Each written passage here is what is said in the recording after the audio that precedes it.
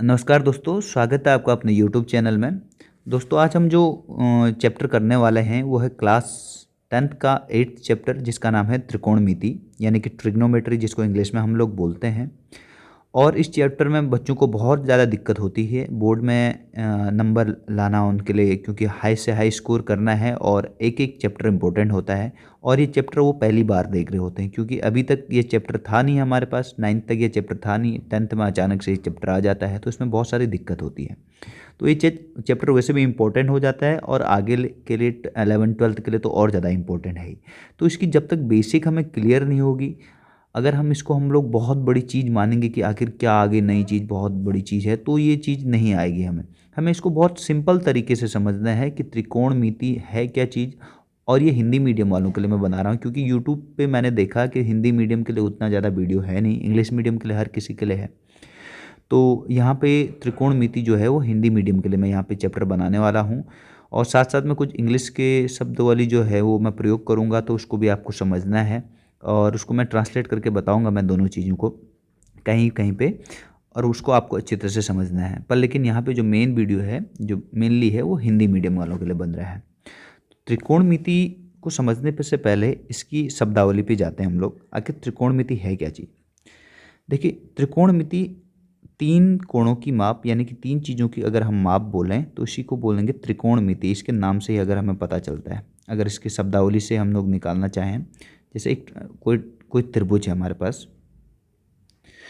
अगर हमारे पास कोई त्रिभुज है, त्रिभुज भी कोई भी त्रिभुज नहीं चलेगा, ये त्रिकोणमिति जो है वो केवल एक त्रिभुज में लगती है, जिसका नाम होता है समकोण त्रिभुज। समकोण त्रिभुज का मतलब है जिसका एक कोण जो है 90 डिग्री का होगा। कितने डिग्री का होगा? 90 डिग्री का अगर कोई एंगल है यानी कि कोण है, तो उस पर हमारे पास लगेगा समकोण त्रिभुज। देखिए, इससे पहले क्या था, पाइथागोरस थ्योरम आपने पढ़ा होगा कि अगर हमारे पास अगर दो साइड हमें दी है, दो भुजाएं दी है, तो तीसरी भुजा हम आसानी से निकाल सकते हैं। ये पाइथागोरस थ्योरम यानी पाइथागोरस जो प्रमेय है उसके अकॉर्डिंग आपने समझा होगा इस चीज़ को। अब यहाँ पे बाद में जो हमारे मैथमेटिशियन थे, हमारे जो गणितज्ञ हैं, उन्होंने पता लगाया, उन्होंने ये सोचा कि अगर हम लोग इन दोनों भुजाओं का अनुपात लिखें, बाई चांस जैसे एक कर्ण है और एक लंब है, कर्ण और लंब का अनुपात लिखें, तो उसको क्या लिखेंगे? अगर जैसे हमने कर्ण अपॉन बट्टे लंब लिख दिया, कर्ण का है हमारे पास यहाँ पे AC है और लंब कितना है हमारे पास BC है। अगर कर्ण बटे लंब लिखते हैं हम लोग, तो आखिर इसको बोलेंगे क्या? इसके अनुपात को क्या बोलेंगे? अगर बाई चांस मैं AB बट्टे BC करूं, यानी कोई भी दो भुजाएं ले ली आपने, कोई भी दो भुजाएं ले ली, तो उन दोनों के अनुपात को क्या बोलेंगे? तो इसी बात पे, इसी चीज से हमारे यहाँ पे त्रिकोणमिति का जन्म होता है। यहाँ पे तीन भुजाएं प्रमुख होती हैं, एक होता है हमारे पास लंब, एक होता है हमारे पास आधार, और एक होता है हमारे पास यहाँ पे कर्ण। कर्ण कौन सा होता है? जो समकोण के सामने वाली जो भुजा होती है उसको बोलते हैं हम लोग कर्ण। और जहाँ पे कोण बना रहता है, जिस भुजा पर कोण बना रहता है, जैसे हम लोग कोण ए के लिए बोलें, बाई चांस अगर हम यहाँ पे एक त्रिभुज बनाते हैं, ए है, ये बी है और यहाँ पे सी है, अगर बी पे समकोण है, तो बी के सामने वाली जो भुजा है वो तो सीधे सीधे हमारे पास यहाँ पे इसको बोलेंगे हम लोग कर्ण बोल देंगे। अब यहाँ पे हम लोग लंब किसको बोलेंगे और आधार किसको बोलेंगे? यहाँ पे अच्छी तरह से, अभी तक सीधे सीधे हम बोलते थे, जो खड़ी वाली भुजा है उसको लंब बोलते थे और जो नीचे लेटी हुई भुजा है उसको आधार बोल देते थे। पर लेकिन यहाँ पे हमें अच्छी तरह से समझना पड़ेगा कि लंब और आधार क्या होता है। लंब जो हमारे पास कोण है उसके सामने वाली भुजा, यानी कि जैसे हम बोलेंगे कि अगर एंगल ए यानी कि कोण ए के हिसाब से अगर हम देखें, तो इसके लिए लंब हमारे उसके सामने वाली भुजा यानी कि जो सीधी खड़ी भुजा है यानी कि BC हो जाएगी, और इसका आधार जो है वो हो जाएगा AB, यानी कि जिस पे कोण A बना है उस भुजा को हम लोग क्या बोलेंगे? आधार, और कोण A के सामने जो भुजा है उसको हम बोलेंगे लंब। अगर हम लोग यहीं पे कोण C के लिए लेते हैं, किसके लिए लेते हैं? कोण C के लिए लेते हैं, तो कोण C के लिए ये वाली जो भुजा BC है वो आधार हो जाएगी और उसके सामने वाली जो भुजा है AB वो हो जाएगी लंब। तो ये चीज़ हमें क्लियर करनी है कि कौन सा लंब होगा और कौन सा आधार होगा और कौन सा कर्ण होगा, क्योंकि इस चीज़ की ज़रूरत हमें बाद में पढ़ने वाले हैं। नहीं तो अगर हम लोग कर्ण और आधार को अगर अच्छी तरह से क्लियर नहीं कर पाए तो लास्ट में हमें दिक्कत आएगी। हम अच्छी तरह से जो अनुपात है, हम जो साइन कॉस और टन सीखने जा रहे हैं, उनको अच्छी तरह से उनका मान ढंग से ज्ञान नहीं कर पाएंगे। तो यहाँ पे आपको समझना है कि कोण के सामने वाली जो भुजा है उसको हम लोग बोलेंगे लंब, और कोण जिस पर बना हुआ है उसको बोलेंगे आधार, और जो समकोण है यानी कि 90 अंश का कोण है उसके सामने वाली भुजा को बोलते हैं हम लोग कर्ण। ये चीज़ आपको पहले से पता है। अगर ये चीज़ आपको क्लियर पता है तो हमें आगे बढ़ना है, और आगे बढ़ने से पहले हमें एक बार पाइथागोरस थ्योरम यानी कि जो पाइथागोरस प्रमेय है उसको हमें एक बार रिवाइज कर लेना है। पाइथागोरस प्रमेय को रिवाइज करने के लिए देखिए, यहाँ पे एक समकोण त्रिभुज है। समकोण त्रिभुज की 3 भुजाएं हैं। किसी भी त्रिभुज की 3 भुजाएं होती हैं, पर समकोण त्रिभुज में क्या चीज़ है, एक स्पेशल चीज़ होती है इसमें, एक विशेष चीज़ होती है। इसका एक कोण जो होता है वो 90 अंश का होता है, और बाकी 2 न्यून कोण होते हैं। न्यून कोण यानी कि 90 अंश से कम के कोण। तो यहाँ पे जो 90 अंश के सामने वाला कोण है इसको हम लोग बोलेंगे कर्ण, और बाकी जो 2 भुजाएं हैं, लंब किसी को भी मान सकते हैं, आधार किसी को मान सकते हैं, यानी कि कर्ण का जो वर्ग होता है वो बाकी 2 भुजाओं के वर्ग के योग के बराबर होता है। यानी कि कर्ण का वर्ग इक्वल टू बोल सकते हैं हम लोग लंब का वर्ग धन आधार का वर्ग। अगर हमें यहाँ पे कोई भी भुजा हमारे पास गायब मिलती है, अगर हमें कर्ण नहीं दिया है तो अगर लंब और आधार दिया है तो हम यहाँ पे कर्ण निकाल सकते हैं। अगर हमें लंब दिया है तो हम यहाँ पे आधार निकालना है, और कर्ण दिया है और लंब भी दिया है, हमें आधार निकालना है तो तब भी हम निकाल सकते हैं। अगर हमारे पास 2 भुजाएं हैं हम तीसरी भुजा आसानी से निकाल सकते हैं। ये केवल समकोण त्रिभुज में ही लगता है। पाइथागोरस प्रमेय ऐसा नहीं कि किसी भी त्रिभुज में लग जाएगा। आप बोलेंगे इस त्रिभुज में इसको हम लोग बोल देते हैं लंब, इसको बोल देते हैं आधार, इसको बोल देते हैं कर्ण। नहीं, अगर जिस त्रिभुज में का एक कोण 90 अंश यानी कि समकोण त्रिभुज होगा उसी त्रिभुज में केवल ये लगना है, इसके अलावा किसी भी त्रिभुज में ये नहीं लगेगा। तो आप बोलेंगे किसी भी त्रिभुज में लगा सकते हैं, तो वो आपका क्वेश्चन गलत हो जाएगा। तो आपको केवल और केवल जो ये ट्रिग्नोमेट्री यानी कि त्रिकोणमिति और जो पाइथागोरस प्रमेय है केवल और केवल समकोण त्रिभुज में लगाना है। अगर ये चीज़ क्लियर है तो हम लोग आगे बढ़ते हैं। आगे हम लोग जैसे यहाँ पे कुछ चीज़ें आपको याद करनी है। सबसे पहले अगर मैं यहाँ पे एक सूत्र लिख दूँ LAL बट्टे KKA, LAL बट्टे KKA, यानी कि इसको हम लोग अब पढ़ सकते हैं, आप लोग लाल बट्टे कक्का इसको पढ़ सकते हैं। अब देखिए ये क्या चीज़ है, आखिर ये चीज़ मैंने क्या चीज़ लिखी है। ये चीज़ें आपको क्लियर अच्छी तरह से स्कूल में भी बताई गई होंगी और कोचिंग सेंटर ट्यूशन में भी बताई होंगी, और यहाँ पे भी मैं अच्छी तरह से समझा देता हूँ। यहाँ पे L फॉर है लंब और K फॉर है कर्ण, A फॉर है आधार और K कर्ण और लंब और आधार, और यहाँ पे बट्टे का साइन लगा देते हैं। तो यानी कि ये सबसे पहला क्या बनना है, लंब बट्टे कर्ण। अगर हम लोग एंगल A के हिसाब से देखते हैं यानी कि कोण A के हिसाब से देखते हैं तो उसका जो लंब है वो BC है। अगर हम लोग BC अपॉन कर्ण क्या है हमारे पास AC, अगर हम BC अपॉन AC लिखें तो इस अनुपात को हमको लोग क्या बोलेंगे, यानी कि लंब और कर्ण के अनुपात को हम लोग बोलते हैं साइन। क्या बोलते हैं, साइन। लंब और कर्ण के अनुपात को हम लोग साइन बोलते हैं, यानी कि L अपॉन K को हमको क्या बोलते हैं, साइन बोलते हैं। सेकंड चीज़ है, अगर हम आधार क्या है AB और कर्ण क्या है हमारे पास AC, आधार और कर्ण के जो अनुपात है उसको बोलते हैं हम लोग कॉस। ये कुछ और चीज़ नहीं है, बस 2 भुजाओं का अनुपात है। क्या चीज़ है, 2 भुजाओं का अनुपात। और तीसरा चीज़ है हमारे पास यहाँ पे है tan। tan क्या चीज़ है, लंब बट्टे आधार, और इसका लंब क्या माना है हमने BC, और आधार क्या हो जाएगा हमारे पास AB। ये चीज़ें हमें अच्छी तरह से क्लियर पता होगी। यानी कि अगर हम किन्हीं 2 भुजाओं का, इन तीनों भुजाओं में से किन्हीं 2 भुजाओं का अगर अनुपात ले रहे हैं तो उसको एक विशेष नाम दे देते हैं जिसको बोलते हैं हम लोग साइन कॉस tan। इसी तरीके से 3 इनकी अपोजिट यानी कि व्युत्क्रमानुपाती, जैसे साइन का हो जाता है हमारे पास कॉसेक, अभी मैं पढ़ाऊँगा इनको आगे, और कॉस का हो जाता है सेक, और tan का हो जाता है हमारे पास कॉट। ये इनका उल्टा हो जाता है। जैसे कि अगर साइन का है हमारे पास BC अपॉन AC यानी कि लंब बट्टे कर्ण, तो कॉसेक क्या हो जाएगा हमारे पास AC अपॉन BC। बस इनका अपोजिट है, पर मेनली हमारे पास 3 यहाँ पे हैं, साइन कॉस और tan। कौन सी है, साइन कॉस और tan। और इनको याद करने का सबसे अच्छा तरीका है साइन कॉस tan लिख दीजिए लाल बट्टे कक्का, यानी कि लंब बट्टे कर्ण, आधार बट्टे कर्ण और लंब बट्टे आधार। अब एक चीज़ आपको यहाँ पे ध्यान रखनी पड़ेगी, क्योंकि अगर हम आगे बढ़ेंगे तो आगे बढ़ने से पहले एक चीज़ आपको याद रखनी पड़ेगी। जो ये अनुपात है, त्रिभुज ले लेते हैं हम लोग, जो ये अनुपात है वो कोण के अकॉर्डिंग बनेगा। जैसे अगर हम लोग यहाँ पे इस कोण को हम लोग बढ़ा देते हैं, इस कोण को छोटा कर सकते हैं, या कोण को, अगर कोण की माप अगर हम लोग बढ़ा रहे हैं, यानी कि ये वाला कोण आप देखिएगा, ये वाला जो कोण है, एक मिनट, अगर हम लोग ये वाला कोण देखेंगे, कोण की अगर माप हम लोग बढ़ा रहे हैं, कोण की माप अगर हम लोग बढ़ा रहे हैं या घटा रहे हैं, तो हम क्या हो रहा है यहाँ पे, हमारा अनुपात बढ़ रहा है। जैसे अगर ये 5 होता और ये कर्ण हमारे पास 5 होता और ये लंब जो है हमारे पास वो 7 होता, तो लंब बटे जो कर्ण है ये कोण के अकॉर्डिंग बढ़े। अगर हम इस कोण को देखें, कोण अगर बढ़ रहा है, कोण अगर घट रहा है, तो उसी हिसाब से इनका अनुपात भी बढ़ रहा है। यानी कि इनका जो अनुपात है, और यानी कि साइन और कॉस, साइन कॉस और टेन जो हम लोग पढ़े थे, साइन कॉस और टेन जो है, ये तीनों की तीनों चीज़ें इस कोण, जिस कोण के लिए भी हम निकालते हैं, उस कोण की माप पे निर्भर करती है। अगर कोण बढ़ेगा या घटेगा, कोण में परिवर्तन होगा तो इनका अनुपात भी बदलेगा, और कोण में परिवर्तन नहीं होगा तो इनके अनुपात में कोई भी परिवर्तन नहीं होगा। तो ये चीज़ क्लियर होगी आपको कि अगर कोण में परिवर्तन होगा तो इनके अनुपात में भी परिवर्तन होगा। तो यानी कि ये सारी चीज़ें कोण पे निर्भर करती हैं, क्योंकि एक तो 90 अंश फिक्स होता है, और जो अगला चीज़ है हमारे पास कोण, जिस कोण के लिए हम निकाल रहे हैं, उसके बढ़ने या घटने पर इन जो चीज़ें हैं, इनका जो अनुपात है वो भी बढ़ेगा या घटेगा। अब चलो यहाँ पे समझने के लिए एक क्वेश्चन करते हैं हम लोग। बाई चांस एक त्रिभुज है हमारे पास यहाँ पे, इसको हम लोग बोलते हैं त्रिभुज ए बी और सी। यहाँ पे हमारे पास ए बी सी है त्रिभुज, और यहाँ पे 90 है, ये हमारे पास 25 है, ये हमारे पास 24 है, और ये हमारे पास 7 है। ये हमारे पास एक समकोण त्रिभुज है।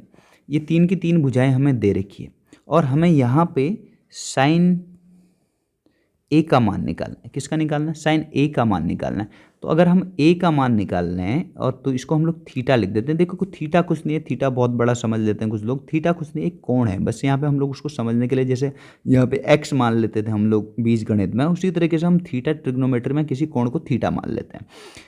तो ये थीटा है।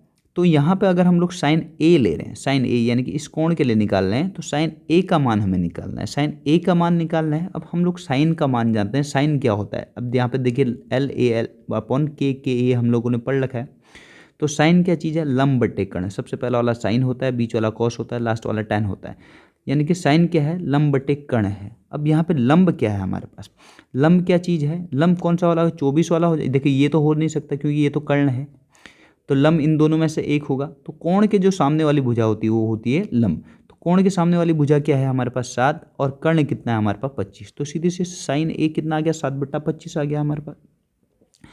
अब आगे देखते हैं, अगर हम लोग बोलेंगे साइन सी, हम लोग क्या निकालते हैं? साइन सी। अब साइन क्या, देखिए साइन क्या चीज़ है हमारे पास? साइन तो निकालना है हमारे पास, लंब बटे कर्ण तो आएगा, लंब बटे कर्ण तो आएगा, पर लेकिन किस कोण के हिसाब से निकालना? हमें एंगल सी के हिसाब से निकालना। अब देखिए कर्ण तो सेम रहता है, 25 है हमारे पास, कर्ण तो सीधे सीधे सेम है हमारे पास, 25 लंब बटे कर्ण सीधे सीधे, पर लेकिन इसका लंब क्या है? यानी कि कोण सी का लंब कितना है हमारे पास? 24, यानी कि 24 बट्टे कितना आ जाएगा हमारे पास? 25। यानी कि साइन ए आ गया हमारे पास 7/25, और साइन सी कितना आ गया हमारे पास? 24/25 आ गया है यहाँ पे हमारे पास। यानी कि कोण अगर बदला तो इनका अनुपात भी क्या हो जाएगा? बदल जाएगा। और हमें समझना है कि कौन सा आधार होगा जिस पे कोण बना रहता है वो आधार रहता है, और जो उसके सामने वाली भुजा रहती है उसको बोलते हैं हम लोग लंब। तो यहाँ पे आपको अच्छी तरह से समझ में आ गया होगा। अब इसके बाद हम लोग करते हैं साइन कॉस और टैन। अगर हमने समझ लिया हो साइन कॉस और टैन को, अगर हमने समझ लिया हो, देखो साइन कॉस और टैन कुछ नहीं है बल्कि दो भुजाओं, किन्हीं दो भुजाओं का। जैसे साइन का मतलब, साइन में कौन सी दो भुजाएं आती है? लंब और कर्ण। कॉस में क्या आती है? आधार और कर्ण। और टैन में क्या आती है? लंब और आधार। तो ये अगर हमें ये तीन चीज़ें क्लियर होगी, अगर इनका अनुपात क्लियर हो गया है, तो हम इनके उल्टे यानी कि व्युत्क्रम जो होते हैं इनके व्युत्क्रमानुपाती यानी कि इन्वर्स जो होते हैं उनको भी सीख सकते हैं। तो साइन का उल्टा जो रहता है उसको हम लोग बोलते हैं कोसेक। साइन का और साइन थीटा का उल्टा जो हो जाएगा वो है हमारे पास कोसेक थीटा।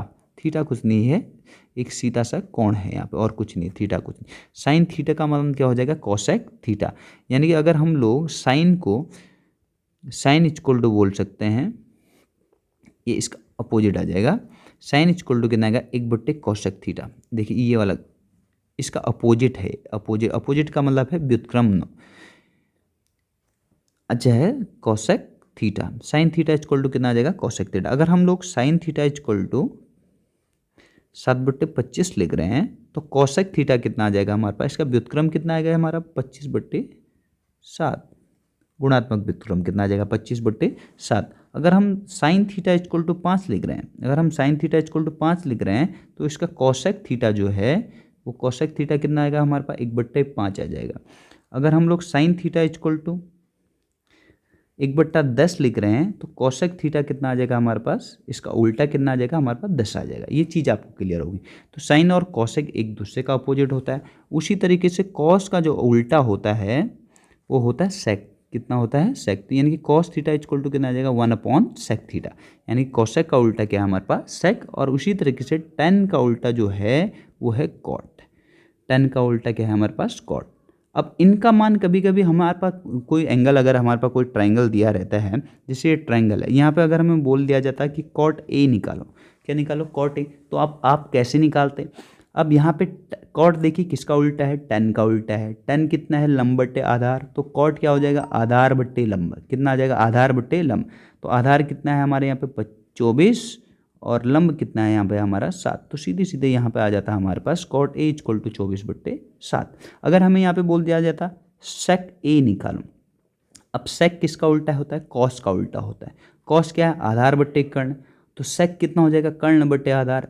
कर्ण कितना है 25 और आधार कितना है ए के लिए 24, यानी कि 25/24। तो सीधी सीधी ये 6 की 6 चीज़ें, तो sine cos tan sec cot और कोसेक जो थी, ये 6 की चीज़ें कुछ भी नहीं है बल्कि किन्हीं भी दो समकोण त्रिभुज की किन्हीं भी दो भुजाओं का अनुपात है, इसके अलावा कुछ भी नहीं है। ये चीज़ें हमें क्लियर होनी चाहिए। अगर ये चीज़ें क्लियर हैं तो हम लोग इसकी पहली एक्सरसाइज को आसानी से बना सकते हैं, क्योंकि पहली एक्सरसाइज में सीधे सीधे केवल इनका अनुपात है, इनकी भुजाएं निकालनी है। कोण वाला हमारा दूसरी एक्सरसाइज में। अगर दूसरी एक्सरसाइज करनी है तो उसके लिए हमें कोण को पहले सीखना होगा कि अलग अलग कोणों के क्या मान होते हैं। उसके लिए एक चार्ट आता है, उस चार्ट को आपको याद करना पड़ेगा। आपका यहाँ पे तक बेसिक इसकी जो चीज़ें थी वो बेसिक चीज़ें क्लियर हो चुकी है। एक्सरसाइज जो है वो आपकी अगली वीडियो में मिलेगी। तो एक्सरसाइज से पहले आपको कुछ यहाँ पे प्रैक्टिस करनी होगी अगर आपको इसको अच्छी तरह से याद रखना है तो। जैसे अगर हमारे पास यहाँ पे एक त्रिभुज दे रखा है, एंगल ए बी सी, और एंगल बी पे हमें क्या दे रखा है ट्रायंगल जो है वो समकोण दे रखा है, यानी कि समकोण का मतलब है 90 अंश का दे रखा है। तो हमें यहाँ पे निकालना है, क्या निकालना हमें यहाँ पे, हमें दिया हो बाई चांस ये 13 दिया हो और ये हमें 5 दिया हो, ये 13 दिया हो और ये 5 दिया हो, और हमें बोल दिया जाए कि यहाँ पे सारे के सारे जो त्रिकोणमितीय अनुपात है उनको भी निकाल ए के अकॉर्डिंग, यानी कि जैसे हमें निकालना है साइन ए भी निकालना है हमें यहाँ पे, और हमें कॉस ए भी निकालना है, और हमें यहाँ पे निकालना है टेन ए भी निकालना है। अगर हमें ये तीनों की तीनों चीज़ें निकालनी हैं और हमें बोल दिया जाए कोई भी दो भुजाएं दे दी हैं और हमें ये 3 की 3 चीज़ें निकालनी हैं।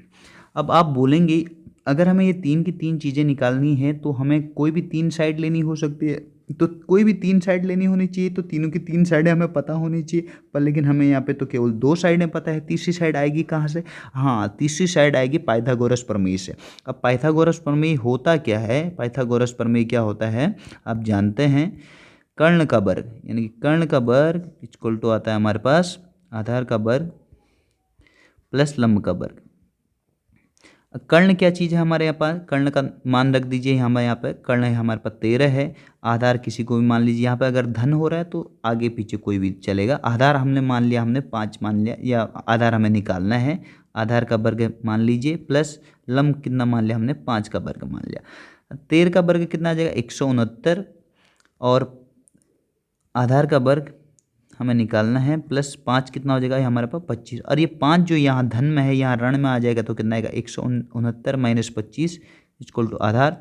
तो सीधे सीधा आधार यहाँ पे अगर आप इसको पूरा करेंगे, आधार का स्क्वायर इक्वल टू आ जाएगा 144। तो आधार इक्वल टू ये जो स्क्वायर है इधर चले जाएगा, यानी कि जो वर्ग है वो वर्गमूल में चले जाएगा 144। तो आधार आ जाएगा हमारे पास यहाँ पे 12, आधार हमारा यहाँ पे 12 आ गया।